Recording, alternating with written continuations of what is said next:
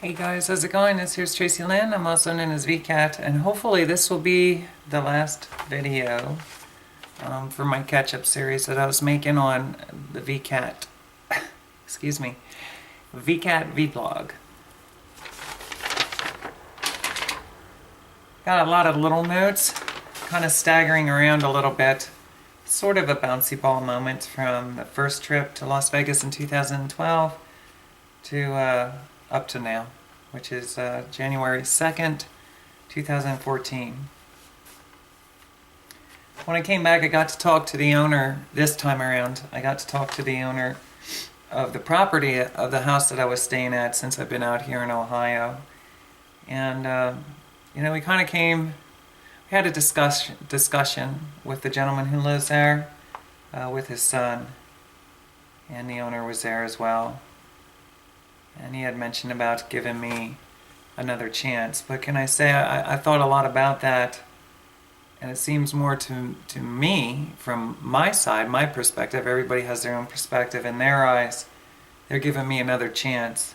In my eyes, I would be giving them another chance. And the truth of the matter is, although I don't know what tomorrow will bring, because I'm kind of living in the moment, I kind of realize that if I have been here in Ohio since 2009, and it's now 2014, it's approximately, 4.5, 5 years, and I can look back on the years and I can reflect back on the years and realize that there are patterns amongst all of us, and the truth of the matter is, every time I get started in an endeavor and my life begins to clear up, whether it's because I can't oppress myself long enough to get out there, to get out of the home in a positive direction, like getting my own place and beginning my own life as an independent,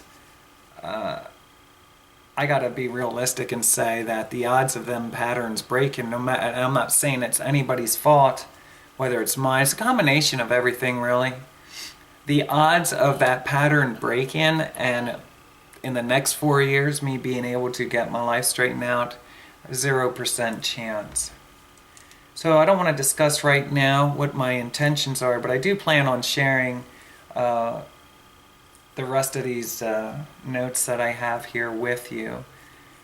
I'm very grateful that they would, open up their home again, but I got to be honest, I don't think it would last too long. It seems that, without saying putting blame on anyone, the bottom line is every time I get started on something, realistically, I've always been aware that it's going to take years to straighten out. And I really don't feel that that's a place that I can live for years to do it. And every time that I get asked to leave, it's because in the end, I oppress everything that I love in life for the most part, because we're living in a household filled with people. You're learning new boundaries. Everybody has their own idea. Everybody sleeps at different times. We all have our different needs, and it's an ever-changing environment that you're spending more time trying to work around everybody's boundaries, and a lot of times that includes oppressing myself. I can't do it anymore. I've been doing a lot of thinking the last couple days, so I kind of have a plan together for myself that will hopefully put peace into my mind once and for all.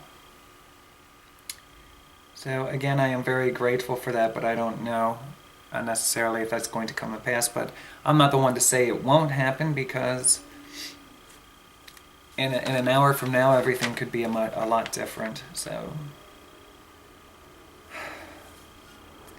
I mentioned when I came back here after this last trip from Ohio that as it was late at night, and as I was passing Dayton on the interstate from 75 on to 35, I started to cry a little bit. I realized how much I love Ohio. I did not care for the place that I lived at, though. Number one, I don't really feel like I'm respected in that household. I always feel like the underdog. And it's not the kind of home environment that I would call family oriented. Since I came out especially, but a lot of my life, I've been pretty much a loner. And I think that's just my life pattern that's going to proceed to always be that way. So, I actually, I guess against my grain of who I am, I've always wanted to be part of a more of a family-oriented place. And to be truthful about it, I don't look at life at all like pretty much anyone else does that I know, maybe even on the planet. I wouldn't be happy living anywhere if I couldn't be doing what I love to do all the time. And as crazy as that sounds, the only way that I'm ever going to rise up out of it, especially because I'm a transsexual, is to remain committed to what it is that I do. And the only thing that eases my mental pain, that I have a lot of, is when I'm doing my art. I believe if I was in the right location and I had the freedom to do that while meeting my other obligations, I do believe that in time, over years, a lot of years, that I would be able to do something. But I've realized that personal relationships are very challenging. Usually finances has everything to do with it. I have problems like a lot of people that if they want to call me, I have very limited minutes because I have the Obama phone plan. I'd be very open about that. And, I'm not one for the internet. If I am on it and I'm stuck there on it, stuck in the house and I can't do the things I love to do, like make music and things are realistically very far away from where I live and I have no finances, I get stuck into the house and right back into my bedroom, and it just eats away at me. I've realized here over the last few months when I was doing this project and traveling around the United States that there's something in me that cannot stay at a place long enough for just about anything. I got to constantly be on the move and going. And I think the ultimate job for me, whether it would be with music or something of other interest, would be pretty much to travel around the United States. I would never leave the United States simply because of all the things I had to endure just while being here. I think I mentioned in another video that I would actually be scared to go to other countries and can only imagine the kind of mistreatment that would occur in the process all the time. I'm pretty much getting tired of being in battle with everyone around me all the time. Like I said, I've realized that I'm just a human being like anyone else. I have a heart. My needs are similar to your needs, outside of the fact that, I got to do what I love to do. And if I can't, I can't just do it for the money. I have to do it because that's what I do. So when I buzz down through here, I learned what I love is what makes me come alive. And I've learned that when I came back from Las Vegas and I talked to the owner and I told him about that I have to figure things out, I really started releasing and being true with myself with everything. And I gotta admit, a lot of times it kind of looked kind of gruesome and ugly to myself, but it's not like I've been practicing being myself my whole entire life. I've been trying to fit into a mold of what everybody else tells me that I should be living. So I never really got to know the real Tracilyn. The sad thing is I fell madly in love with myself, and the people that were closest to me obviously didn't care for it too much. So obviously that's not the proper home for me if I can't be me. I need a home that I can be myself and blossom. Just taking one day at a time kind of thing, and I don't have anywhere to go. I have been living on a credit card that is almost completely maxed out. If I were to stay here, of course I got to go back to Pennsylvania to pick up my other belongings, but I got to be honest with you, I'm pretty much tired. I'm tired especially since 2009, but even before then I was on the road for 3 years. And, all I've been doing is battling everyone around me, fighting for everything, and, getting into ridiculous arguments and discussions. Because I don't stay I have not been able to stay in the same home. It's constantly learning new boundaries, constantly arguing about things that I'd rather not argue about. I just want to get on with my life, unless I have an actual home base where it's understood that it's a long shot, really. I mean, again, I'm going to say this, that most transsexuals are living in poverty. There is hope for me because of my art, because of my music, that I might have a little bit better of a life, but I'm never going to have anywhere close to the life that, of course, I would desire.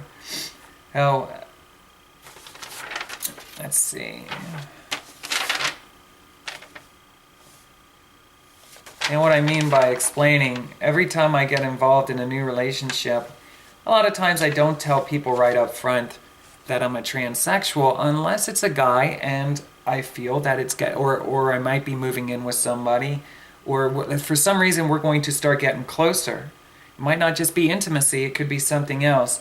And I'd rather lose that relationship immediately because I told him I was a transsexual than vice versa, than to hold on to it and try to just live my life as a lady and then find out in the end that it's discovered somehow, some way. Obviously right now my voice is down, I don't care anymore, I don't really care about myself, I haven't been taking care of myself properly, and I'm just getting tired of the same things over and over and over again. I can't break the madness, primarily because I just cannot provide for myself. And for anybody who mentions anything, I have other videos, but I have tried everything that I could when I came out here to get jobs and stuff. And even now, the owner had sent me some emails with potentials, but in the end, it's they don't pay anything. It's part-time work that pays just a few dollars an hour. And once if I would get going with my music, obviously I would make out a little bit better than that anyway. So in the end, is it really worth it? Is it worth going through the hassle if you're going to be arguing with people? I don't have any of the resources that I really need in order to record my own music. Obviously I've learned that most people that I run into, as soon as they find out I'm a transsexual, they don't want nothing to do with me. And secondly, the people who do have the resources that I have met, in most situations, they have that attitude of they did what they did to have what they have, and unless I have money to offer, then so be it. So and if you're an escort, and you're trying to survive through adult entertainment, because that's what a lot of transsexuals do, then all of a sudden now you're not a person of integrity. Go figure. I mean, the world, I feel, in my own mind, is really messed up.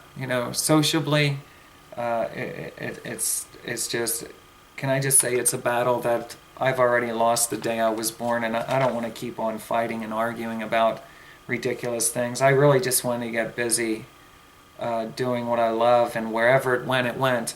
Because I realized my situation when I came back the first time, I wanted to stop making my whole life about trying to make money and trying to be independent. What I wanted to do is figure things out, and actually, which is what I've been wanting to do since I left the music business the first time, was to have fun with my gifts and my talents, doing art. And if it leads into making money, that's great. I mean, ultimately, everybody wants to make money doing something, because that's what's needed to survive here and get the things in life that you desire.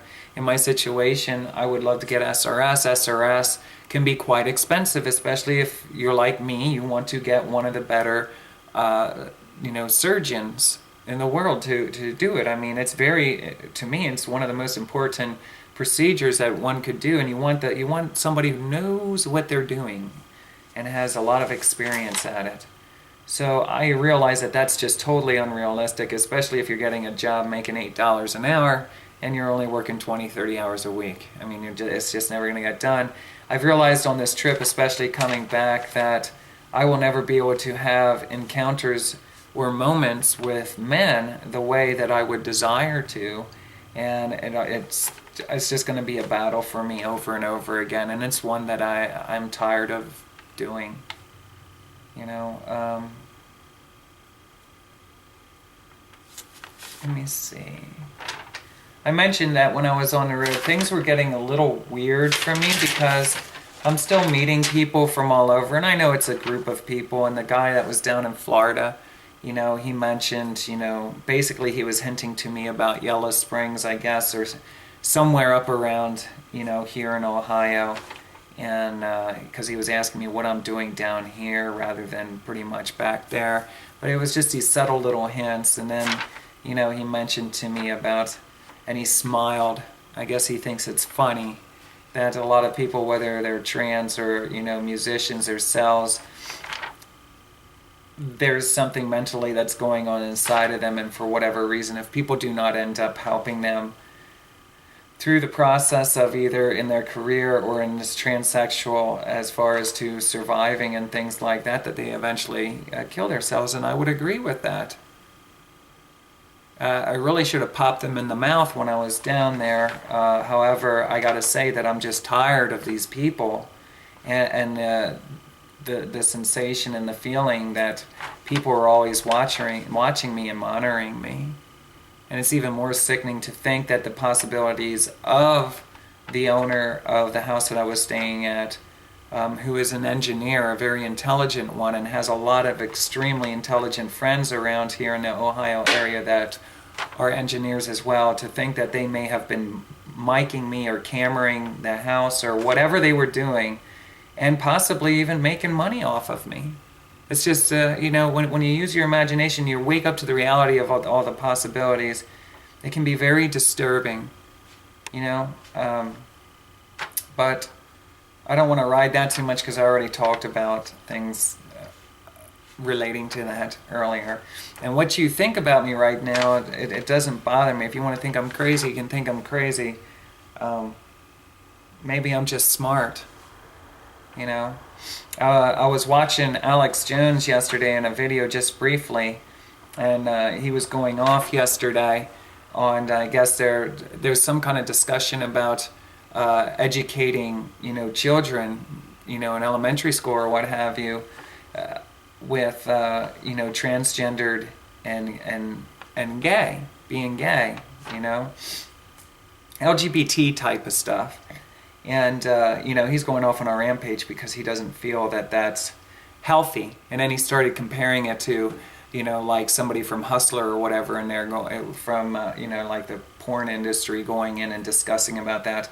And I got to say, it's people like him that are a voice in front of a lot of people that make it extremely challenging for people like myself, especially in the younger generation that are coming up, because then all of a sudden everybody wants to side, and they hear his voice, and sometimes they agree, and most times they're going to fall into agreement because that's somebody who's speaking, and a lot of people are not self-thinkers, and they're listening to a lot of what people like him speak. And let me tell you something that's very disturbing to me. One of the reasons why I wanted to be so out with being a transsexual, and I wanted to use my music and share my life story, was because of ignoramuses like him down in Texas.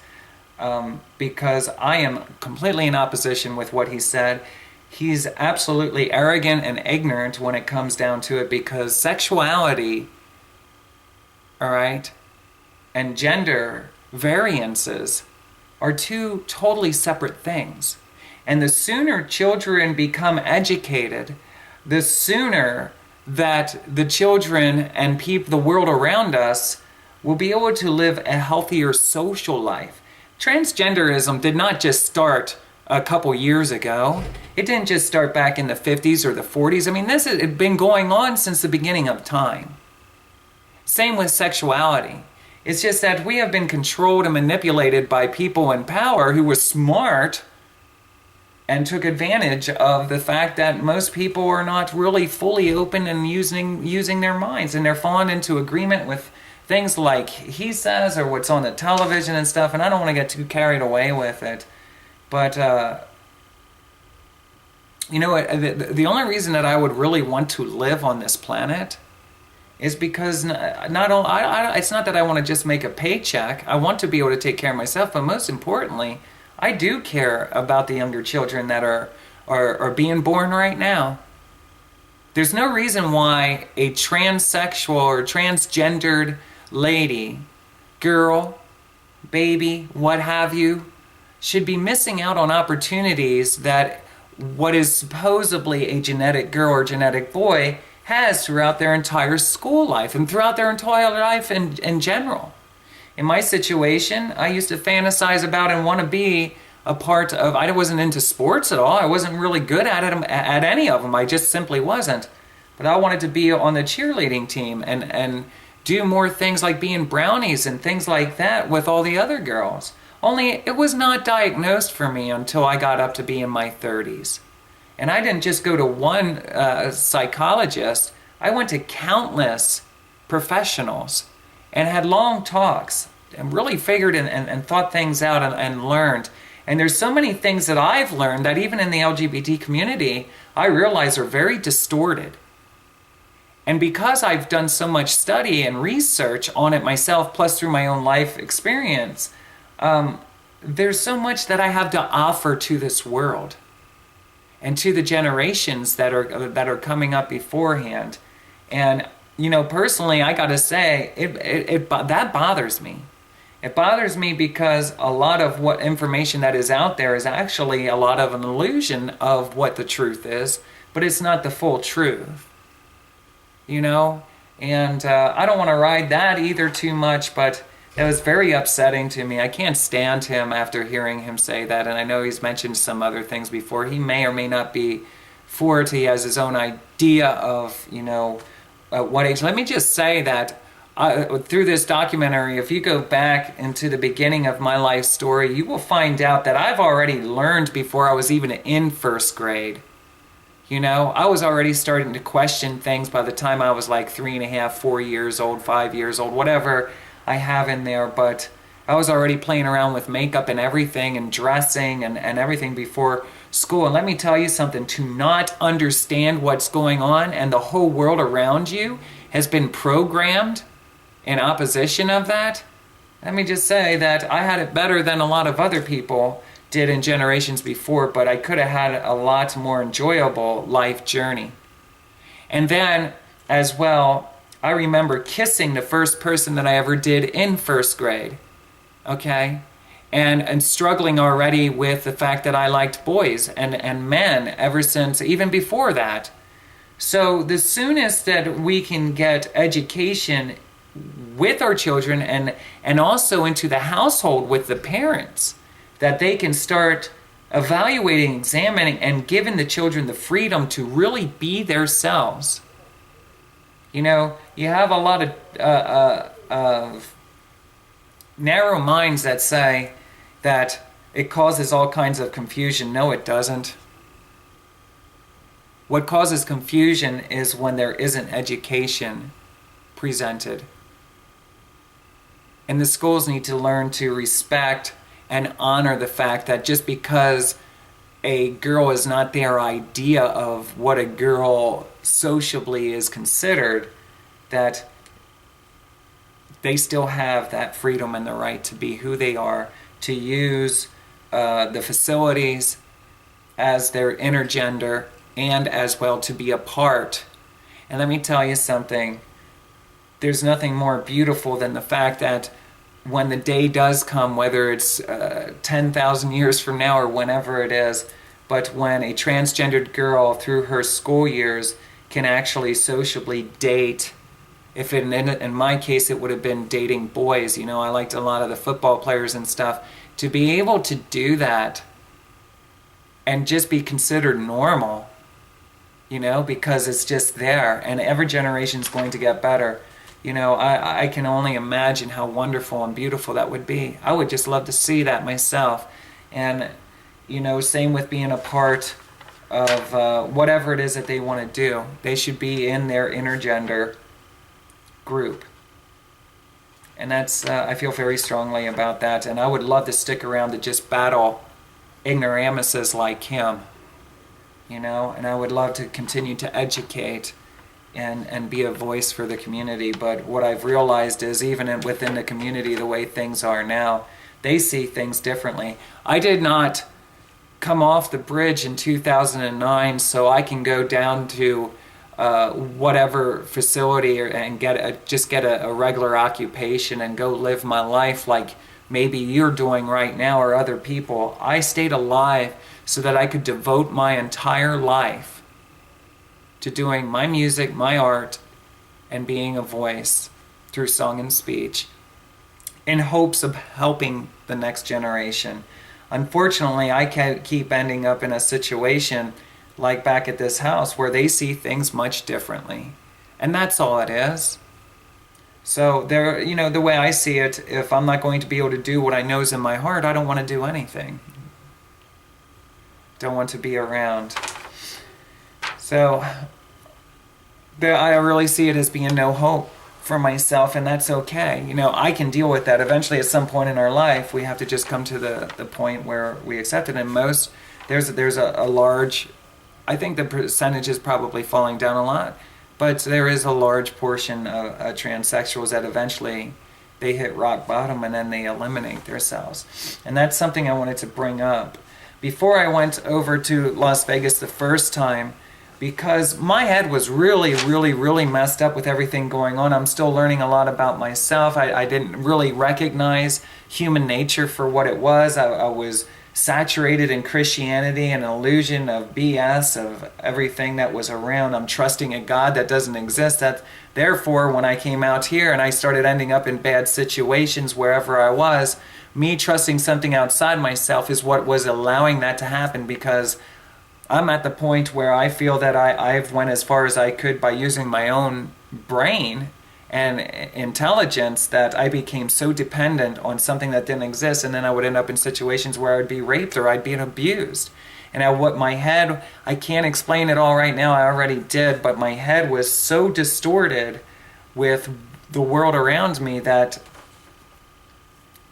these are the things that continue to happen for a very long time. I'm not that way now, but, thank goodness I finally have a clear mind. But again, I just, pretty much I'm homeless, and I don't have a place to really set up shop and start my life all over again, and it will take a very long time. And when you're not around people who are supportive of it, it's just, there is no hope for it. There really isn't. So, it always seemed that through my life, the people closest to me were the ones that were the hardest on me. So obviously I don't smile too much anymore. I'm not too happy about life. I'm not too happy about being a part of a world that is really fighting over the most ridiculous things. It seems to me when I look around, the more I listen and the more I watch, that the real world, that's all it is people just fighting and arguing over the most ridiculous things. It's kind of crazy. A lot of greed, a lot of selfishness.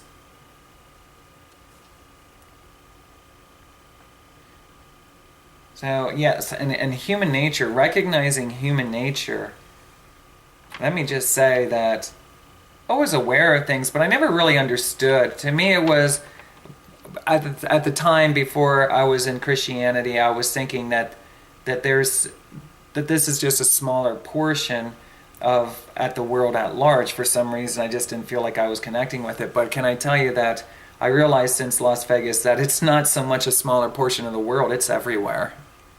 I mean, human nature is human nature, and more so than not, most human beings are allowing the evil nature of themselves to take root. And what I mean by that is, pretty much being selfish and self-centered and greedy and bitter and angry, lack of forgiveness, and I can just go on and on and on and on. Being self-centered is one thing, but with the mistreatment of other people, I totally disagree with that. As far as to actually making money, I've given up on that a while ago, because there's just nothing I can do it. And being a transsexual just makes it all the more challenging and difficult. And can I say that I went through so much procedure. The only thing I really need right now is SRS, and I had orchidectomy. I'm absolutely complete. And then I could have a semi, kind of a normal life. At least moments. Moments like I shared about coming back down here to Dayton, and I got to make out with a guy. I'm starting to play, the remainder time of my life. I'm going to start being more like the world is. I just like in that moment there was no need for me to tell him. A lot of you would disagree and say, how dare you not tell the gentleman that you were trans. No, you know what, really, I'm a lady in my heart, and you can laugh and say, well, you got a mental condition. I don't care anymore. I really don't. Whatever it is, that's how I felt my whole life, so I guess I've always had a mental condition, But there's nothing here for me if I can't do and be who I am. And I'm tired of arguing with people all the time. And I gotta be honest, I'm tired of getting started on a project, and every time the rug gets pulled out from under me, I fall way back. Just like this here, there was nothing else for me to do anyway. So, I've been living on a credit card. I lost my food card and everything. And it's all because I wasn't consistently in a home environment. It takes years to redevelop yourself, especially when you're doing it alone. I have a roof over my head, and I have, that kind of support, but, with a food card and things like that, like a lot of America does, but, I'm doing everything else on my own. And obviously I'm not doing that great, so I never wanted to get back into the music business. I knew that I always wanted to live in a bigger city, whether it would be Nashville or wherever. Now I have a whole other perspective of where I would live. A lot of times, and I didn't know guys, no offense to any of them, but I don't think, with the exception of probably, out of all the guys that I've met, I would probably say only like 2 or 3% of the guys, that it would be a wonderful experience to be in a relationship with, because obviously I'm never going to get married. I'm never going to have any children. I always wanted a baby girl. I'm already 41, and just think about if I had a child now and I was trying to survive with my child, I'd never make it. So I got to be realistic. What else is there for me if the things in life that I'm passionate about and I love are unattainable? There's no sense for me to be here just to breathe. So I think you realize what I'm getting at. But before, in my mindset, I just wanted to live in a big city and utilize my music abilities and be a part of the local community. I don't really feel that way about living out here in Huber Heights, Ohio. Maybe if I lived in like Cincinnati, maybe if I lived in Columbus, because I love Ohio. But in my mind, I wanted to be a part of a bigger city, and especially because I don't like the cold. It makes me very depressed. I definitely do not like snow. I didn't want to live in this area. I love the beaches. You got to think long term. If, excuse me, if you're going to be pretty much living in poverty and at the mercy of others around you, to wake up every day and know that you can't even afford to leave the house and you're stuck there, and you're pretty much somebody's maidservant, their slave for the most part, their idea, and you're living in an environment where you have to oppress everything about yourself. Now you have to also, everybody has their own ideas, so if you're not doing something that they're doing, then in their eyes, you're a lowlife. And that's what's been happening. And it's a madness of a circle that I can't get out of. I've been trying to get out of it. I tried everything I could, and it did not work.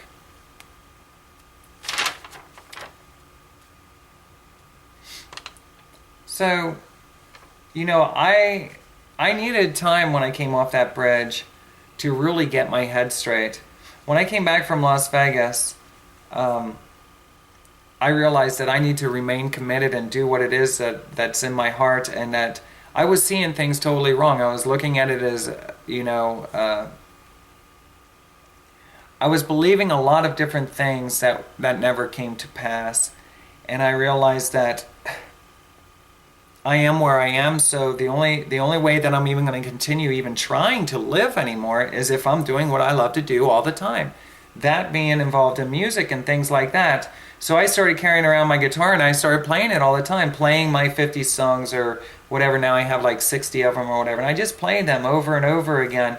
Well, I was staying with my good friend that I was telling you about in other videos downtown in Dayton because I really didn't have anywhere to go. And I wanted to get out of the house that I was at because of all the different personalities that were there. It just was not a healthy match for me. You know, I love to travel. That's something else I learned recently too. I can't sit idle too long, and I can't live in like a hamster cage environment where you're going back and forth all the time.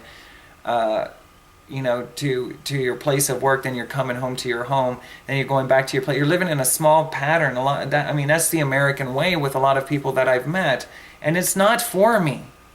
I go crazy after a while doing that. I have to travel. You know, I have to. It might not have to be all the time, but every so many months, I just got to get out of the house and go. And obviously, if in my situation, I can't do that. So I'm pretty much confined to a small area. When I used to go hang out with my friend, I remember I was carrying around my guitar. I had the strap on and everything. And he was weirded out by it because he never met anybody that's playing their guitar or has their guitar with them all the time. And I told him, I said, well, meet the new me. This is what I do. I want my guitar with me all the time. I want to play every once in a while. I'll play for other people. So when I started playing for other people in the corner, when they would ask me if I'd play them a song, he didn't know how to handle it. And then when I started doing it out in front of his home, which has a lot of elders that stay there, people 50 and above, a lot more of them were elderly, would sit out front, and they would ask me all the time to play, and when he would, I would notice that he would get very jealous and very bitter about it, especially if guys would pay attention to me. He was kind of jealous about that. So we got into a lot of different arguments about it, and I realized right away, I told him, I said, you know, I had this problem before in my relationships. It takes a very special personality of somebody who realizes it's just what I do. There's no reason to be jealous or bitter about it. But one day, I was staying at his place. I had my belongings in there because pretty much I didn't have a home at that time.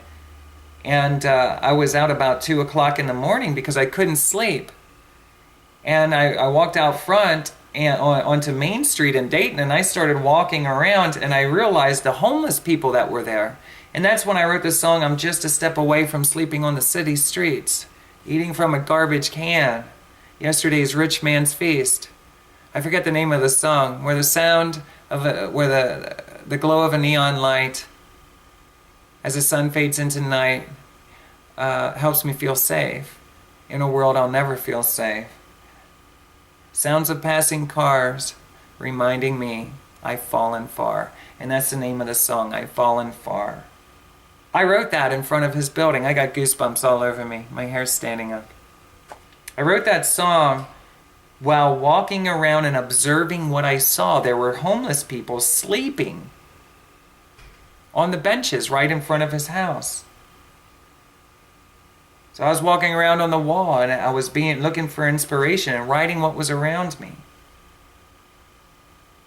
When I went back upstairs, he totally freaked out on me. He swore up and down that I was out there standing outside trying to sell myself for sex services. He was claiming that I was a prostitute. I was being a prostitute. No matter how much I tried to explain to him, it didn't matter. He kicked me out immediately. He swore up and down that I was lying and that I'm never going to, in his eyes, change because I used to be an exotic adult entertainer, and a lot of people mistakenly put that in as being a prostitute. It's not a prostitute.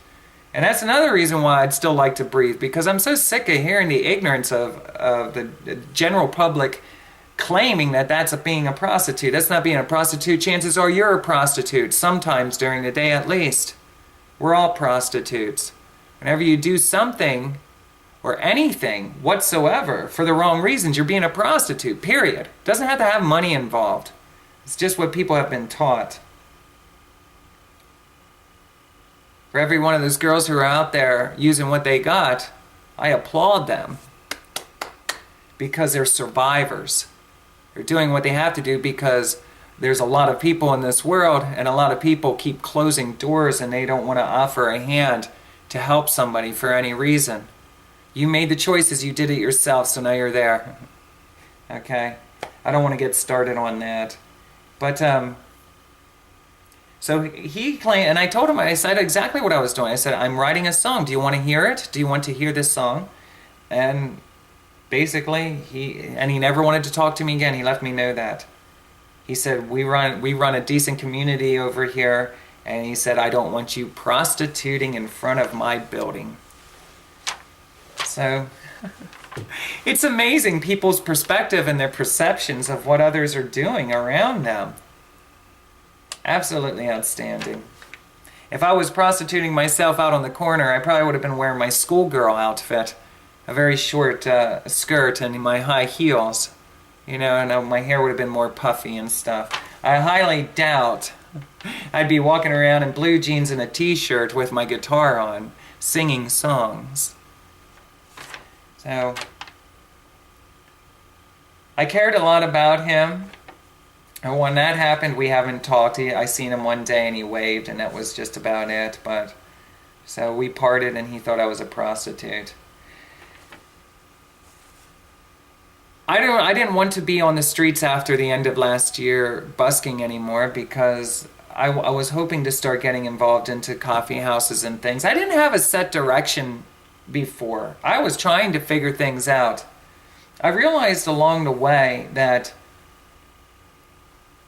everything that I believed, everything that I thought of, all the dreams and stuff that came to me were nothing. It was just all a very messy, distorted, untrue occurrence.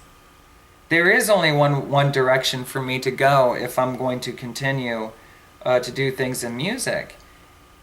And it's a very fine line, because I don't want to be sitting in a bar room with people blowing smoke in my face while I'm singing, being a human jukebox, singing the songs that they want to hear. I would rather be doing my songs, and I would like to say in my history says that eventually people do request and they want to hear my songs, and that's the reason why they come to the shows. But it takes a long time to develop that. Personally, I'd rather develop it by doing my own music and not making about the money, but doing it because I love to do it and love my songs, and I love to share my songs. Unfortunately, the people that I run across paths with, they don't see it like that. I should be, most certainly, and in my own eyes too, I agree, I should be doing everything I can to make money and be able to take care of myself. But I'm going to be honest, I just came to the point that I realized I'm not going to be able to take care of myself. The world does not want to accept a transsexual singer-songwriter, guitar player. It's very sad. It's very sad for myself, but, you know, I'm not the same person I was years ago. And I have no intentions of ever going back to something that I walked away from. So to do coffee houses in a place, there's a lot of places of diversity. They might not want to hear original music. They might not even want acoustic music. They might want bands. They might want karaoke or what have you. But they don't want, you know, some transsexual girl coming in and singing her songs for whatever reason. Maybe for tips, you know, whatever the deal is. But I realize it's a very lowly place to be. It's a step up from being on the street, but it kind of puts a limit on the masses of people that could be your potential to walk around. Because, you know, I don't want to get too heavy about the business aspects of it, but can I just say that that's what my intentions were, and I was going to try to be open to playing just about anywhere that somebody would have me. But the whole business aspects of it is, I've realized that you got to create an image that's very flexible in going to all kinds of environments. And as well, your music too, because you have people, they judge your image of what you look like and what you're presenting, then they also judge the music. And if it sounds too country, they might not want it. Or if they want country and it sounds too rock and roll, or it sounds too, you know, old school or whatever. It's just one of those things that you're constantly working with a formula in each different atmosphere. I know, how do I know that? Because I did it before. And I was outstanding with it. I was extremely successful. I created an amazing image that was very universal, but it was always proving myself, and I always had to change I had to adapt to every atmosphere that I played in. I can't just be Tracilyn with her songs. I got to adapt my image to every different atmosphere. It can be, it's like you're wasting all this time creating something for individually for all these different places, so that that you can get your foot in the door. And it just, that's why I wanted to do it for fun. And if it goes somewhere, it goes somewhere. And if it doesn't, oh well. I'm still doing it, and I was hoping to live in a bigger city where I could connect with people. This was before I realized that people don't even want to play guitar with you or anything just because you're a transsexual, just because you have a different body part between your legs. They don't want to stand on the stage with you, and they don't want to get private with you either and work on the songs and stuff. Not to mention that, because I'm a songwriter, I have a hard enough time with being a transsexual, but now as well being a songwriter, most people want to do their own thing, or they want to do cover songs. They don't want to sit around playing Tracilyn songs. So to create, to do something as a team is pretty much next to impossible for me. I've realized that. And more so than not, everything is against me, and I'm just tired of battling everything. So I would have to go do it alone. And do it by myself, which means that I would be right back into the same headaches that I used to have. Being a self-employed solo acoustic entertainer. Now, you know what? I will admit that I was foolish for believing everything that I did, but I'm not stupid enough to go back to a period of time that I knew was only meant for a season, and, it's over. I have great songs. My voice is kind of shot now because I've been smoking continuously, but the truth of the matter is, I can do it as a business if I can take my time with it, and it happen if it happens, and I don't see that happening at all, realistically. So what does a person like myself do? Do you try to go to college? Where do you get all the finances to go to college? What is it exactly that you get into when you know that music is your greatest passion?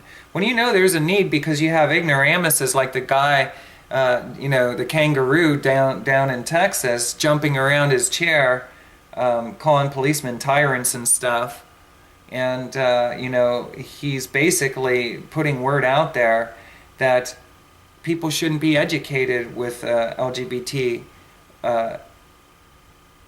if you want, I don't want to call them issues, but that be educated with the things in life that are going to be beneficial to people like myself, so that the next generations that are coming up behind don't have to go through at least a majority of what it is that we did. And it's shown through history that every generation, it gets a little bit sociably more accepted.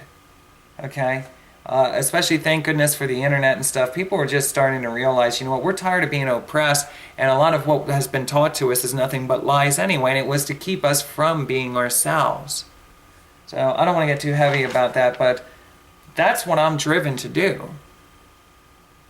I wrote a lot of wonderful songs that relate very well to a lot of those struggles that we all go through, period. And I wanted to record them. Unfortunately for me, I can't get a hold of the resources. Resources cost money. I don't make a lot of money. Very little. And as I start to move up the ladder, of course, obviously, whoever I live with, as soon as they catch wind of just making a little bit of money, now they want the money. And I understand that. But the bottom line is, I have been smushed down to the bottom. And I'm not going to rise up out of it. It's not possible under all these circumstances all the time. I'm not making excuses, I'm being real. And I'm pretty much tired of fighting everyone around me. Realistically, I'm smart enough to know it's going to take about 3 to 5 years for me to get going and actually be able to create a buzz and create a new image and somehow get a hold of resources, because right now all I do is busk and just trying to get a job. I mean, that just getting a job alone is going to take me a long time. It took me, like I said before, I had to fill out over 30 applications or submit 100 resumes. You get all kinds of ridiculous replies from people, depending on who it is. Like if you're going to be a personal assistant or something, they need to know that you're a transsexual, just period. Why is that? Because my intention was to, share my life story and be a part of the community and educate people and stuff. Can I still just do the music and forget about all the rest? Yes, I thought about that very clearly because I did not know what things were really going to be like in the end. I woke up to a whole lot.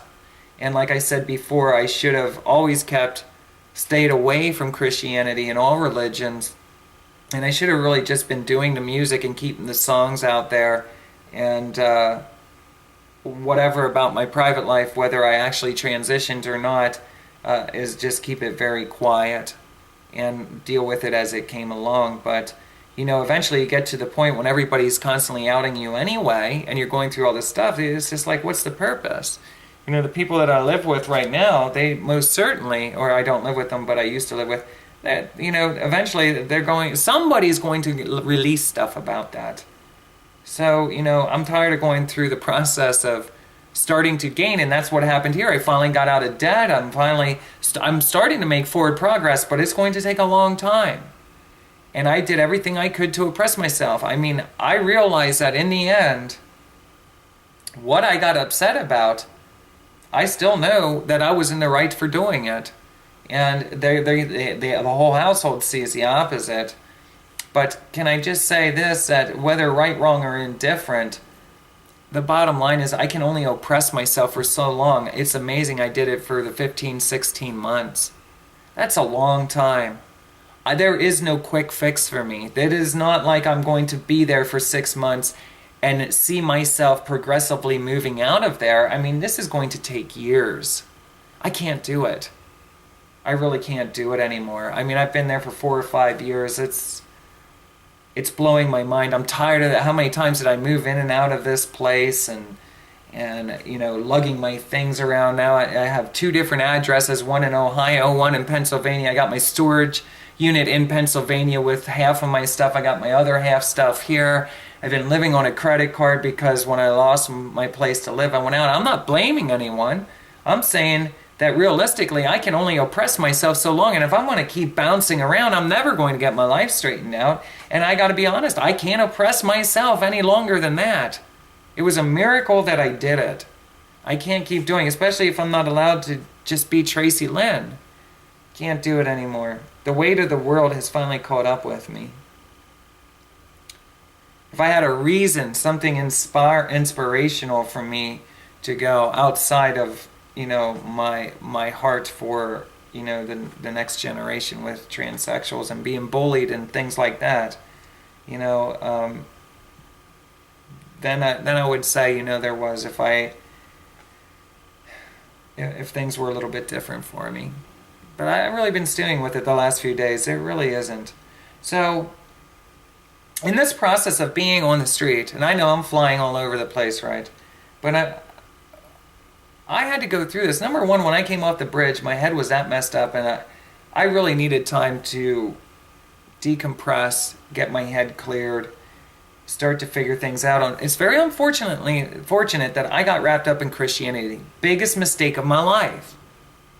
There's a lot different ways that I could have went about it, and you don't realize it until later on, how much of a mistake it was and the different things that you could have done. But one thing's rest assured, I did do it right when I came back from Las Vegas.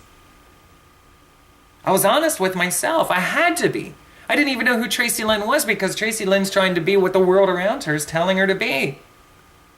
Don't make that mistake. If you are, start getting into your heart and being honest with yourself. But I'll tell you what, it could be pretty ugly. And that's what happened to me. But I'll tell you what, in the process of being on the streets, when I first stepped out there, I was telling you, I was kind of nervous about where I would go to stand to play. And it would take me some time before I made my way down in the Oregon district to actually play there. When people would look me in the eyes, I would kind of put my head down. Not like I was totally scared or anything, but I didn't want to make eye contact. And can I tell you what? I've explained this in another video that through this process I gained confidence and I became aware. I became aware of human nature. The world for what it really is. And I understood that the reason why I was having such a hard time, especially in life, because I obviously up until, 2009, I was already being flooded with Christianity. Christianity really messed everything up in my life. It consumed me. And when that happened, everything about what it is that they teach you to be, like the fruits of the Spirit, to walk, or to, like Jesus was an example, and this, that, and the other. For anybody who really strives for that, and you're not aware, the world around you is not, they're not trying to walk that way. They're not trying to walk in the fruits of the Spirit. In fact, they'll walk right over your head. And if you're going to be walking in the fruits of the Spirit, you're going to have the entire world walking all over you. That's what happened to me. Very few people that I've ever met in my life, even within the Christian community, were as diehard as I was. I can't even begin to express right now about how deep it was. But just think about it. All I did was read. All I did was listen to audio and watch DVDs. And I was saturated with many ministries, let alone the two that I was watching and aware of all the time. So with this stuff just constantly meditating in my brain, and I'm trying to practice all this stuff, I'm not understanding why people are being mean to me. And to me, it seemed like as my spirit was getting softer, people were becoming meaner, and I wasn't getting what was going on. I get it now. And that's how I ended up on the street. There's no reason why I had to go through everything that I did. I should have been learning about the true ways of the world and the true ways of human nature, so that I knew that I was never the problem. The only time I'm a problem is when I have a bad attitude. It's not in my nature to be crooked. It's not in my nature to, try to get one up over on people, to lie. It's just not in my nature, period. Why that is, I don't know. I really don't.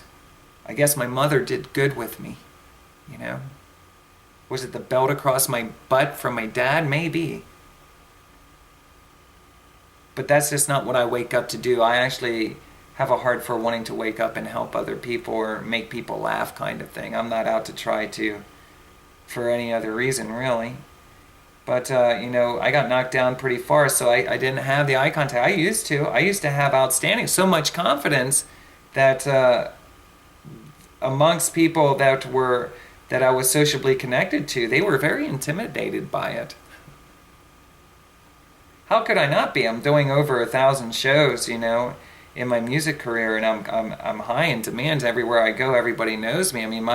My self-awareness from the difference of what it was like when I was in school versus what it became was just totally different, And that's something I struggled with too, because I realized that people didn't really like me at all until I stepped into basically,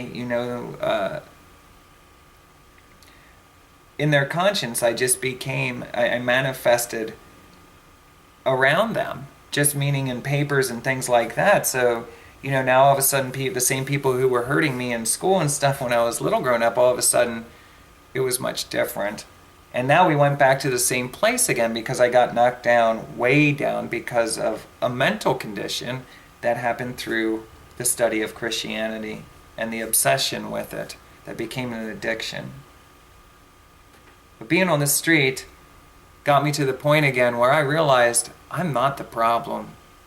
If I'm just walking outside and being Tracilyn and going about my life, I'm never the problem. Especially, when people start insulting me or they were laughing at me and stuff, which happened seldom, but I had a whole lot of other things going on, so that used to hurt me. It doesn't hurt me anymore at all. I realized that only ignorant people, are downing other people around them, and it's because their lack of security within themselves. There's something they're struggling with that they can't deal with. Haven't figured it out yet. So I wouldn't change that last year and a half for anything in the world. And I got to admit, no matter where my life would go, if I were to stay alive and live a lot of years, I would want to occasionally step onto the street on purpose, so I remember always where it is that I came from.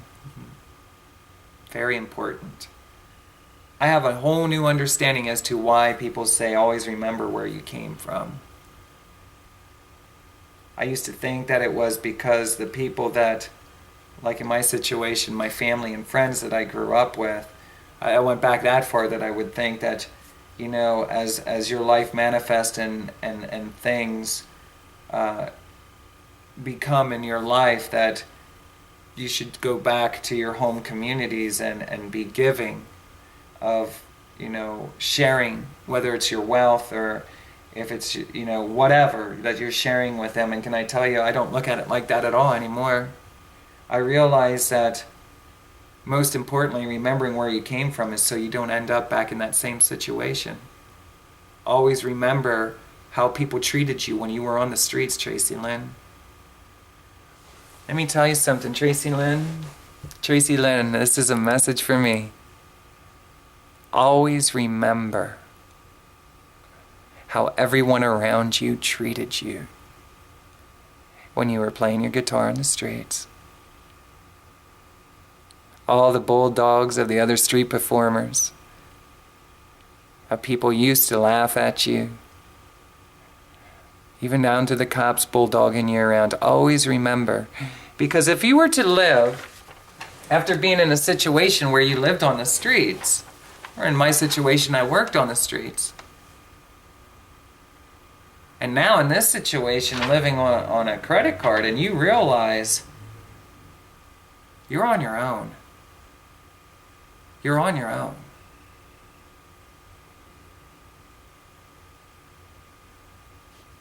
Like somebody said to me when I was out in Nevada, you get to know who your real friends are when you end up in a situation like this. Well, what if the roles were reversed? What if a blessing comes along?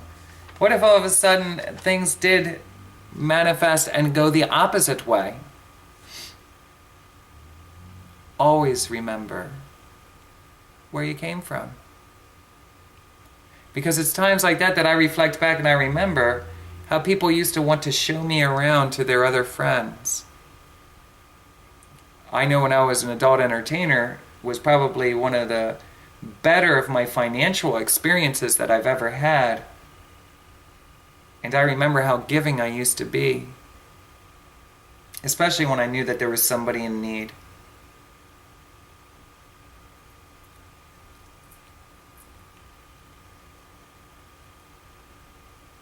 I could go down the street and hit the lottery and have more money than I could ever imagine using in 6 lifetimes. And can I tell you something? I would never have the same perspective as I used to. I would always want to remember where I came from.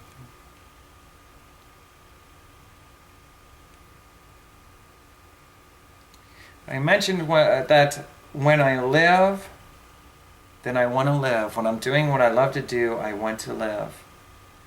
But when you take that away, I die.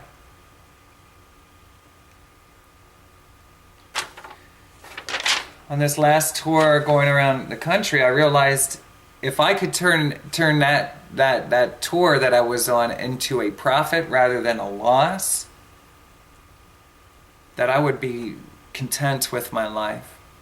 Because I love going out and meeting new people. I'm learning a new way of when you go into the city, not just going to the tourist areas, you go, you know, to places where people are actually living in the area. You learn a lot of different things that way, and you meet some of the nicest people in all the world that way as well.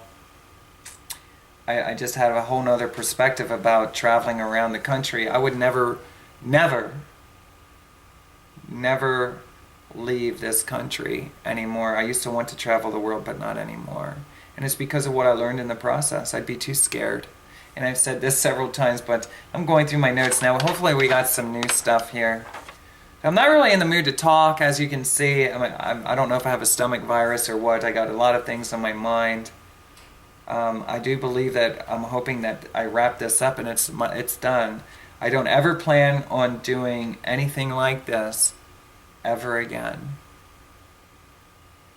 If I were to continue to breathe, then I would just simply work on my music, create a new image as time goes on, and just continue to move forward. And I would just totally, probably live for the music and desiring to touch lives through my art like that, rather than what I was misled to believe, you know. At some point when I was in Cincinnati, I remember feeling like it was like I just dropped from the sky. Not that literally dropped.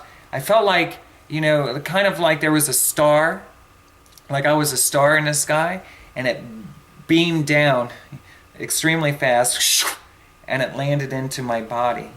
Now, why I had that sensation, I don't know, but it was very overwhelming, and I remember it very clearly that day that I was standing there busking and that happened.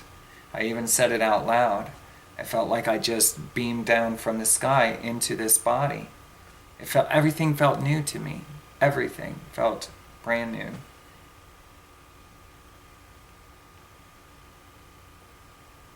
Before I left to go to Las Vegas, see, I'm bouncing around here. Two things that I'd like to talk about is one, that I was on my friend's where we emptied out the poison, that porch, but I was sitting on the front porch and he had me sing and play the guitar a little bit, and then he went inside and this mysterious guy just showed up and he began to talk. And can I tell you that he mentioned a couple bands of people of bands that I was targeting years ago with my music, because really what I was always hoping to do is that, you know, I gotta be honest, I didn't know how it all worked, but I was hoping to get a band or what have you, to get someone in the business to sing some of the songs that I have. I have great songs, and some songs I just hear other people singing and I think it would go great, and it would work out in all situations. It would be for everybody, you know. And so I really started to look at myself, especially because I'm getting older, and things that, you know, I know 1,000% I have what it takes to be a songwriter. My songs, there's some of them need a little fine tweaking or what have you, but some of the songs I have are pretty outstanding. And my hope was, you know, to get a song or two cut by some major artists. And this guy was actually talking to me, and he brought up about some things, and reflecting back now, I know that he had something to do with this group of people even back then. So I don't know how long this was all going on, but that's when I became fully aware that, because at that time I was so messed up in the head thinking that it was an angel from God, but it wasn't an angel from God. It was somebody who was sent there through this group of people to kind of hint me along life's journey, to lead me. Like they lead you with their words, and they will send messengers. You know, and what I want to say about this is, his exact words were, if God's calling you to the streets, then you go on the streets. And I looked like I was going to cry, and I said, I'm not going to the streets. And it was the way that he replied back to me, and I don't remember all the words, but can I tell you something? It was very unique, because of the simple fact of what I'm going to tell you next is right before I went to Las Vegas, I remember turning on the television show, and it was this very young Christian leader, and he was very young. I mean, like, he was probably young, leading the youths or what have you, or teenagers, but he was mentioning about how God is calling his people out onto the streets. People, for whatever reason, that have been disposed of, they have their talents and their gifts and stuff, and God has a big plan, and he's bringing them out onto the streets or whatever. And I remember I fell to my knees and I started to cry, and I think I related it back to the guy on the porch, and I thought, I do not want to go on the streets for whatever reason. Was it because I was scared or what have you? It's just not the way that I saw my life. I had some of the most fun times in my life being on the street. And maybe if I was a little tougher and I had a survival course and stuff like that, maybe I wouldn't mind living on the streets for a while, or living differently than the traditional way that Americans live. You know, maybe I'd have a pop-up tent or something and live at a campground, or I don't know. It could be a whole lot different. But at this point in my life, it's just not, it's not for me. It's not my ideal. It's not where I was believing that I was going to go in life. And I simply refuse. I say if I get to the point of living in my car or living on the streets, it's time for me to exit. Is the way I feel very strongly about. So, you know, that was very unique, because then by the time I actually got into Vegas, I turned on the television. And when I turned on the television, I think it was after, I don't know if it was upon arriving or if it was after the night that I was walking around the Strip, but there was a song on a video on the television that immediately came on, and it was something to do about keep trying or what have you. So at this point, I'm really beginning to already think that with everything that I've been going through, that somewhere along the lines, like there is this God, and he's now I'm stepping into this weird realm of, you know, the entertainment sources and all this other stuff. It's a very fine line, very dangerous to walk on. If you start to think that, like, God is using the television or is using the radio or is using other people to speak to you. And can I just say that when we get down to the group of people and things like that, I mean, you can go onto YouTube and you will hear even a famous comedian from Ohio had mentioned about, like, the Illuminati and different things and the different games that the people in the music and entertainment industry, how they play and how tough it is, and you know, all these other things that are going on. And very similar to what I share with you about, I'm definitely not that dumb that I don't realize that, and they make it very obvious at times. You know, more so when it was here, but like that guy that was down in Florida, I mean, he made it so obvious, and when he smiled the way he did, you just know that these people are all tied in together.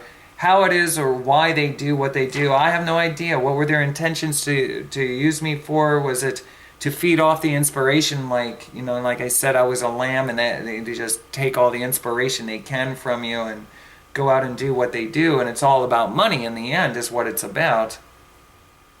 But to think that, you know, that you could possibly be a part of that, which I feel very strongly somewhere along the lines I was, that it's very frustrating.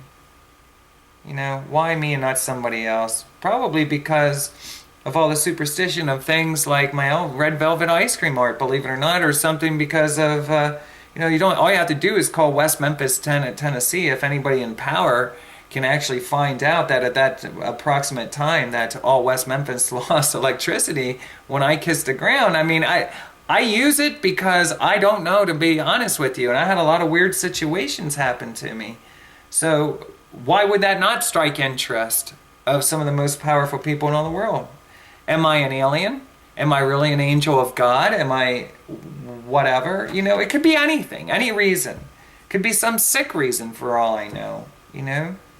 But, you know, sometimes I'd laugh about it, and other times it was frustrating, and I don't know if it was a group of people that really cared about me, or if in the end, obviously what I'm beginning to realize is more so than not, people don't care about you. So it was probably for something different. Let me see. I have something down here about... Oh, encouraging. Oh, when I came back here as well, and I was going through this process of everything that I explained, I was visiting somebody in one of the cities. I'll just leave it like that. One of the cities that I was busking. And can I tell you that I really liked this guy a lot. And, you know, we would occasionally smoke together. And can I tell you something? It was like he was also being used. I don't know if it was to actually help me or what have you, but definitely he was the one that encouraged sharing my life story out loud. Why would he do that? Why would he encourage me sharing my life story out loud? Not on camera, but alone, like in my bedroom.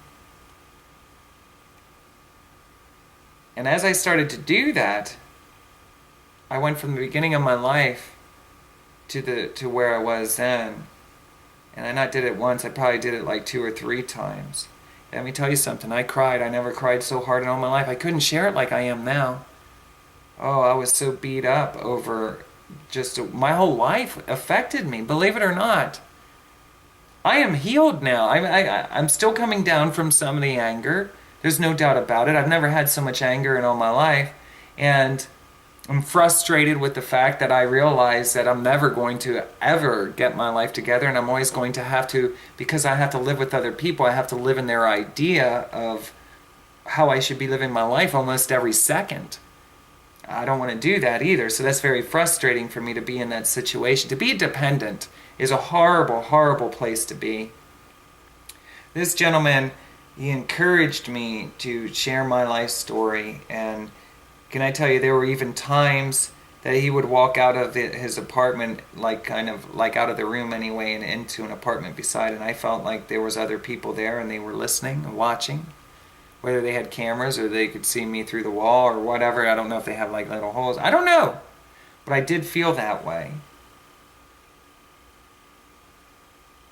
So if I'm mentally disturbed, then I'm mentally disturbed. But excuse me, this is exactly what I went through. And as I was sharing my life story and stuff, can I tell you, it was almost like the manifestation process of it coming back to me every time I'd stand on the street. Whatever it was that I was talking about the day before, like if I talked through my childhood years, all of a sudden then people would come up around me. Or every time I did a video and posted online, and it wasn't, you could tell it was a group of people that, and they were sending somebody rather than just somebody was like, oh, I saw your video online. It wasn't like that. I mean, this was a serious group of people that were, I don't know if they were trying to help me or what they were trying to do. Play a head game with me or whatever is what it more or less looks like and feels like now when I look back. Let me see. So it was amazing because when I started doing this, the sharing my life story on camera in October, can I tell you, it blew me away because, I mean, there was only like 2 areas. I found 2 areas, and one was, I was mentioning about being in Bunker Hill where the neighbors used to actually spank me and stuff. That really affected me, and there was another one that affected me. So in doing this, I remember I said sharing it in my bedroom had me crying like really, really bad. It was horrible. So I could only share a little bit at a time. It was very therapeutic, but when I started doing the camera, I was like, oh, if I would have been sharing my life story on camera, this would have been really sloppy and messy because I would have been crying. And all of it worked out wonderfully, except for I found 2 areas that somehow I missed. And because I was there and I was sharing on camera, and all of the memories came rushing back to me.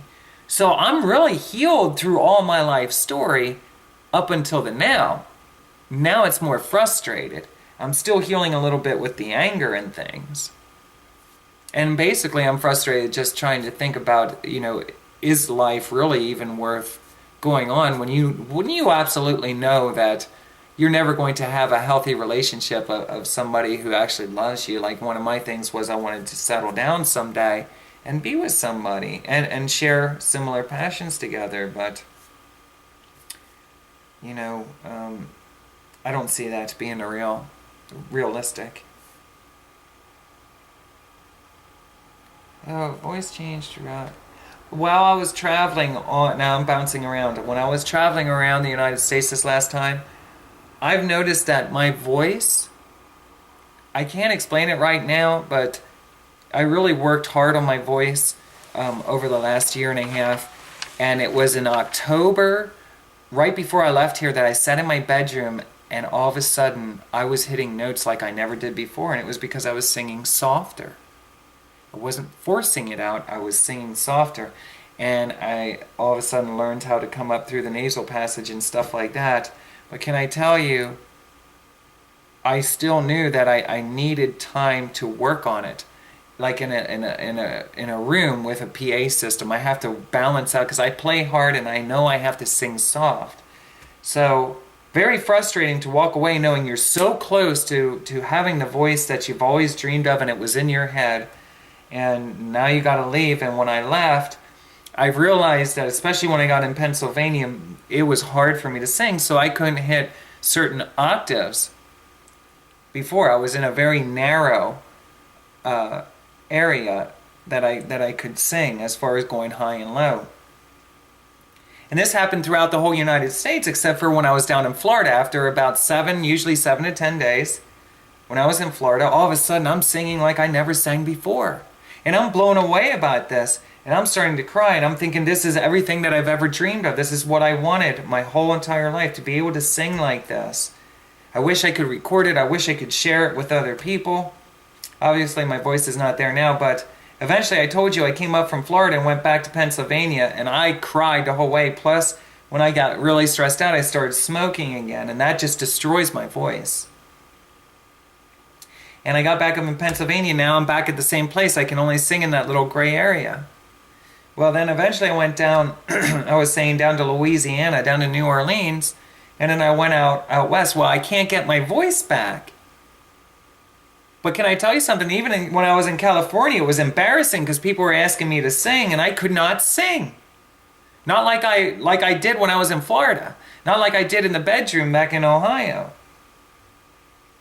Then something weird happened after I left Hollywood and went out to Las Vegas.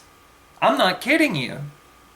It was just before I entered the Nevada state line, I got my voice back. I knew it too because something smacked me in the head.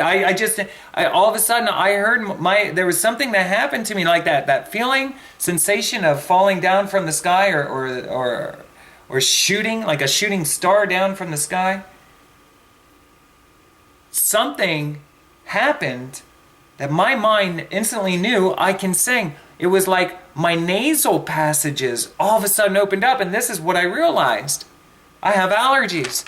I never knew that. I've been wanting to go to a doctor for years, but I don't have health insurance. I don't have extra money to go, and it wasn't like I was having other side effects. It's just that I would have never guessed that I had allergies, and I'm excited about that.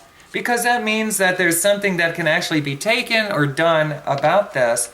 But what ends up happening, and I realize that when I just touch my nasal passage a little bit, it seals up. I know this may sound weird to you that I'd be talking about this right now. I'm really excited about it. But when I'm out in the state of Nevada, the same thing that I realized when I was out there before. When I would be here, I'd sing, and if I sang too long, it would hurt my voice. I hear how raspy it is. I mean, that's a lot from smoking. But when I was in Nevada, after about a week and a half or 2 weeks, I started realizing I can sing all day out here. And despite what everybody thinks, because a lot of people drink a lot of water being out in the desert, I'm just the opposite. I really need to drink a lot of water here, but out there, I don't really drink that much water. And I always feel perfectly fine. But I noticed it. My nasal passages, it's like it smacked me in the head, and my nasal passages all of a sudden opened up, and I pulled alongside the road, at like a truck stop or something, and I started singing, and I was so excited. I was like, I got my voice back. So in the state of Florida and in the state of Nevada, I got an outstanding voice, but when I go throughout the United States, obviously I have some kind of allergies. And it is real. Some people that I met said a lot of people believe that it's true, but it's not. It is. It is very true. And that's another thing about living in an environment with other people. Everybody has their idea of how hot it should be, if there should be a humidifier going or not going. Let me tell you